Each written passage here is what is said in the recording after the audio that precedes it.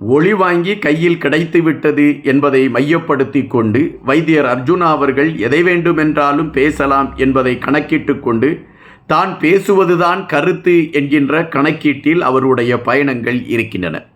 நாடாளுமன்றத்தில் அவருக்கு பேசுவதற்கு வாய்ப்பு கொடுக்கவில்லை என்கின்ற காரணத்தினால் எங்கெல்லாம் வளர்ச்சி கூட்டங்கள் நடைபெறுகின்றதோ அங்கெல்லாம் ஒளி வாங்கிய தன் கையிலே வாங்கி வைத்து கொண்டு தன் மனதில் எதெல்லாம் தோன்றுகின்றதோ அதையெல்லாம் அவர் பேசிவிடுகின்றார். அவர் பேசிவிடுகின்றதையெல்லாம் ஒரு முறை அரசு ஊழியர்கள் பயந்து கொண்டு கேட்டார்கள்.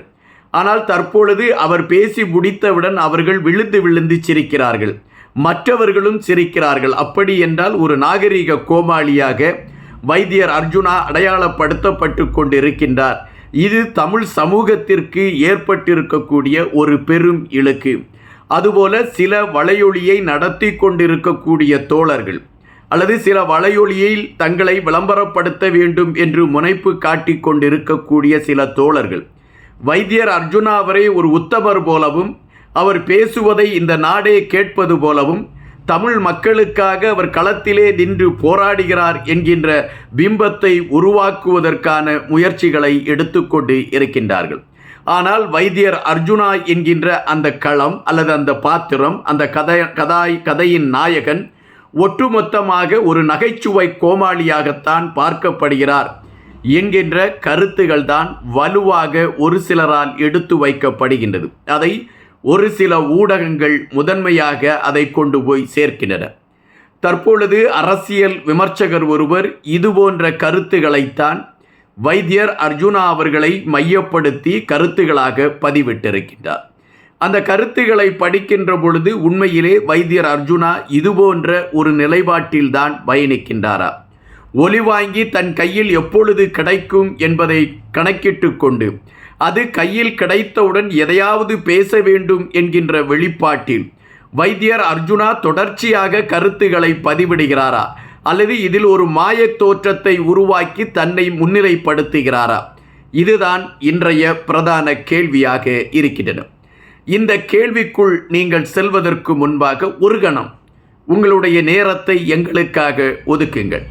எங்களுடைய இந்த வலையொலியை நீங்கள் தேர்ந்தெடுங்கள், இதை பகிர்ந்தளியுங்கள். உங்களுடைய நண்பர்களுக்கும் இப்படி ஒரு வலையொலி இருக்கிறது, அதிலே தமிழ் சார்ந்த விடயங்கள் பேசப்படுகிறது என்பதை குறிப்பிடுங்கள்.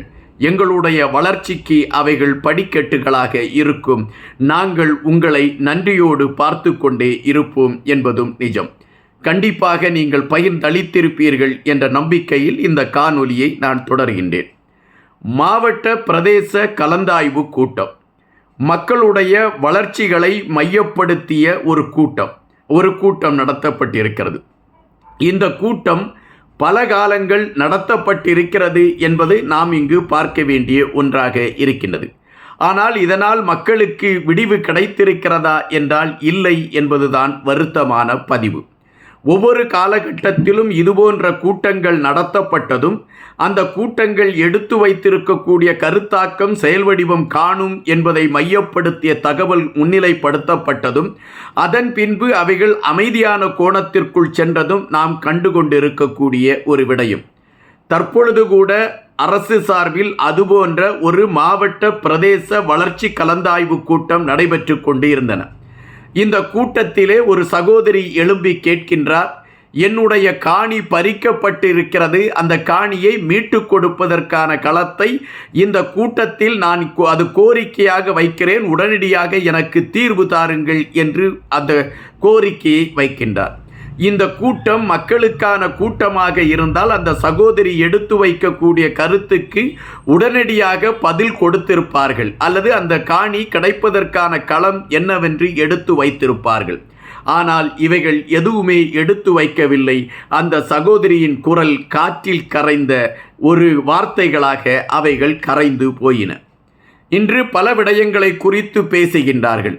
ஆனால் தையிட்டி விகாரை எப்பொழுது அமைத்தார்கள் என்கின்ற விடயத்தை வைத்து பார்க்கின்ற பொழுது அந்த சூழலில் தமிழ் கூட்டமைப்பும் அவர்களுக்கு உடந்தையாக இருந்தது என்பதை நோக்குகின்ற பொழுதும் வருத்தமான பதிவுகள் தான் வருகின்றது என்கின்ற குமரலும் இருக்கின்றது. கொரோனா உச்சகட்ட நிலையில் இருந்த அந்த சூழலில் குறிப்பிட்ட தையிட்டி விகாரை அமைப்பதற்கான அடிக்கல் நாட்டுவதற்கான ஒரு நிகழ்வு நடைபெறுகின்றன. இந்த நிகழ்வை தடுக்க வேண்டிய தமிழ் தேசிய கூட்டமைப்பை சார்ந்தவர்கள் அமைதி காத்து விடுகிறார்கள், அல்லது அரசுக்கு பயந்து நின்றார்களா, அல்லது இந்த தையீட்டு விகார் அமையட்டும் என்கின்ற களத்தில் நின்றார்களா என்பது தெரியாது. அடிக்கல் நாட்டப்பட்டது. இப்பொழுது அந்த தையீட்டு விகார் ஒரு பெரிய உருவம் கண்டுவிட்டது. அதுபோல இப்பொழுது கஜேந்திரன் பொன்னம்பலம் அவர்கள் போராட்டத்தை அறிவிக்கின்றார். போராட்டத்தை அறிவிக்கின்ற மறு நிமிடமே அங்கு இன்னொரு அரங்கத்தை கட்டி முடித்து விடுகிறார்கள். தொடர்ச்சியாக தையீட்டு விகார் அமைக்கப்பட்டிருக்கக்கூடிய அனைத்து பகுதிகளையும் ஒட்டுமொத்தமாக வளைத்தெடுத்து தங்களுடைய இடமாக பறைசாற்றி கொண்டு இருக்கின்றார்கள் அந்த புத்தம் சார்ந்தவர்கள். ஆனால் இதுவரை அதற்கான தீர்வை பல கூட்டங்களில் எடுத்து வைத்து விட்டார்கள். அதற்கான தீர்வு எட்டப்பட்டதா என்றால் கேள்வி கணைகளாக இருக்கின்றது.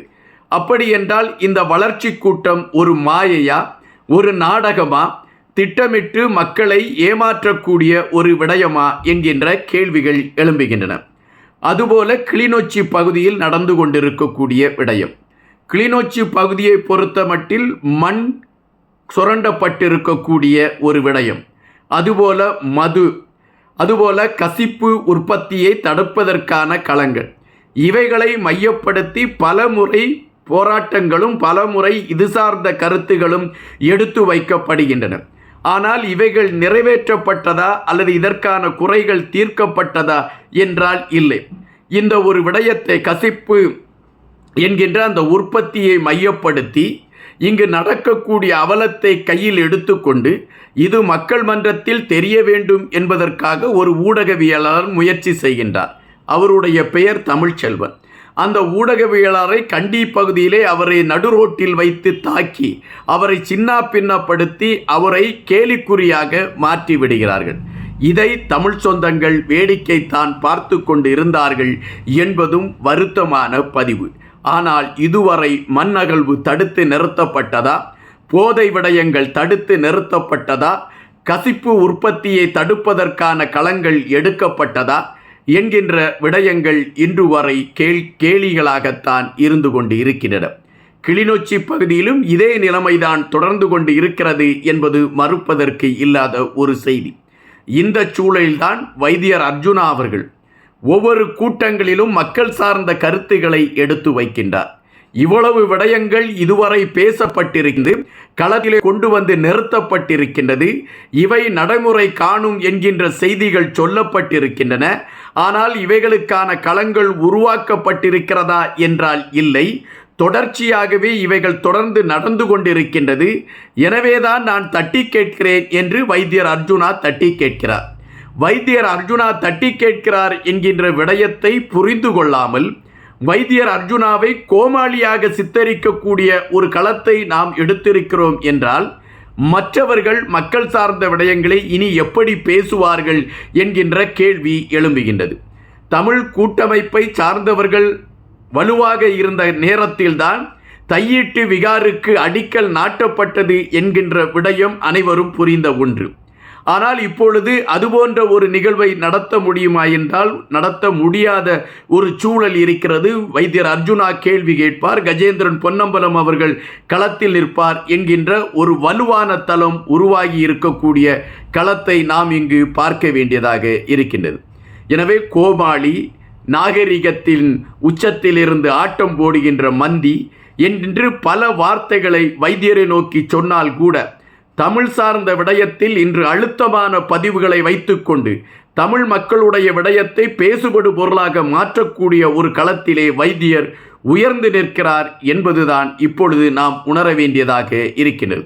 இங்கு சில வலையொலிகளை சார்ந்தவர்கள் வைத்தியருக்கு வெண்சாமரம் வீசுகிறார்கள் என்கின்ற கருத்து பதிவிடப்படுகிறது என்றால் ஒரு நல்லவருக்காக வெண்சாமரம் வீசுகிறார்கள் என்கின்ற கோணத்தில் கூட அவைகளை பார்க்கலாம் என்கின்றார்கள் பொதுமக்கள். காத்திருப்போம். இன்னும் பல செய்திகளோடு உங்களை சந்திக்கின்றேன். நன்றியுடன் இன்பா.